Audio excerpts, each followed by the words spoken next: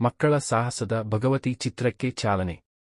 ಬಂಗಾರಿ ಶಿವನಪಾದ ಸೇರಿದಂತೆ ಹಲವಾರು ಚಿತ್ರಗಳನ್ನು ನಿರ್ದೇಶಿಸಿದ ಮಾಚಂದ್ರು ಅವರು ಕತೆ, ಚಿತ್ರಕತೆ, ಸಂಭಾಷಣೆ ಬರೆದು ಆಕ್ಷನ್ ಕಟ್ ಹೇಳುತ್ತಿರುವ ಮಕ್ಕಳ ಸಾಹಸದ ಕತೆ ಇರುವ ಮತ್ತೊಂದು ಚಿತ್ರ ಭಗವತಿ.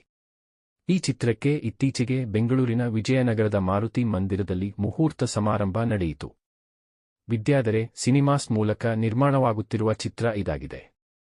ಈ ಹಿಂದೆ ಲೂಸ್ ಮಾದ ಯೋಗಿ ರಾಗಿಣಿ ಅಭಿನಯದ ಬಂಗಾರಿ, ಬೆಟ್ಟದ ದಾರಿ, ನಡಗಲ್ಲು, ಶಿವನಪಾದ ಚಿತ್ರಗಳನ್ನು ನಿರ್ದೇಶಿಸಿದ್ದ ಮಾಚಂದ್ರು ಅವರು ಈ ಸಲ ಮಕ್ಕಳ ಸಾಹಸದ ಕಥಾನಕ ಒಳಗೊಂಡ ಈ ಚಿತ್ರವನ್ನು ನಿರ್ದೇಶಿಸುತ್ತಿದ್ದಾರೆ.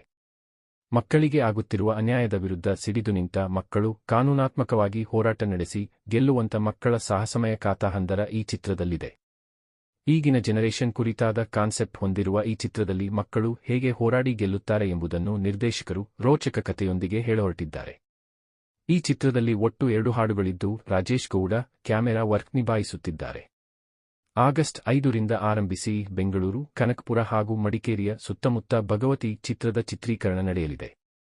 ಇನ್ನು ಈ ಚಿತ್ರದಲ್ಲಿ ಬಾಲ ಕಲಾವಿದರಾದ ರಿಷಿಕಾ ರಾಮ್, ದೀಪಕ್ ಪಿ.ಕೆ, ಅದ್ವೈತ್ ಪ್ರೇರಣ್, ಆದೇಶ್ ಪ್ರೇರಣ್, ಅಭಿನವ್ ಸಮರ್ಥ, ವೇದಾಂತ್, ಮೇಘನಾ, ಮಾನ್ವಿ, ರೋಶಿನಿ, ತೇಜಸ್, ಸುಷ್ಮಾ, ಶ್ವೇತಾ, ವಿಷ್ಣು, ಜಿ.ಟಿ. ಹೇರಂಬ, ಭಾನು, ಮೋಹನ್ ಕುಮಾರ್, ಡಿ.ಕೆ. ಸತೀಶ್, ಶರತ್, ಹರ್ಷ ಮುಂತಾದವರು ಅಭಿನಯಿಸುತ್ತಿದ್ದಾರೆ.